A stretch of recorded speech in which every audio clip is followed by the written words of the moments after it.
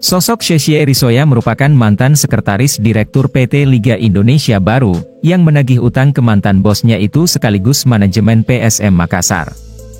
Adapun utang yang ditagih oleh Erisoya sebesar 5,6 miliar rupiah, yang sebelumnya digunakan PSM Makassar, untuk membiayai operasional tim sejak tahun 2016 hingga 2019.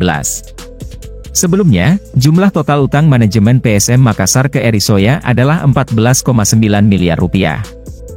Namun, beberapa sudah dibayar melalui proses penyicilan hingga akhirnya tersisa 5,6 miliar rupiah. Namun sampai saat ini masih banyak yang bertanya-tanya, siapa sebenarnya Sheikh Erisoya yang menagih utang ke manajemen PSM Makassar?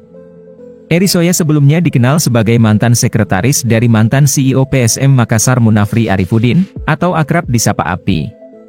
Ia juga diketahui sebagai salah satu wanita karir, yang memiliki sejumlah usaha cover shop.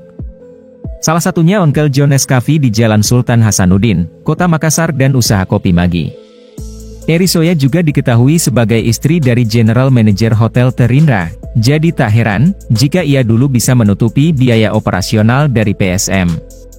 Dikonfirmasi langsung Fajar, Co.id, kekuasa hukum Erisoya, Agus Amri, ternyata perkara utang piutang ini sudah terjadi pada tahun 2016 hingga 2019. Ia menjelaskan waktu itu kliennya, Erisoya, masih menjabat sebagai sekretaris Munafri Arifudin. Dan pada saat itu juga, Munafri Arifudin masih menjabat sebagai CEO PSM Makassar. Pinjaman uang tersebut, digunakan untuk membiayai sejumlah tanggungan dan operasional PSM.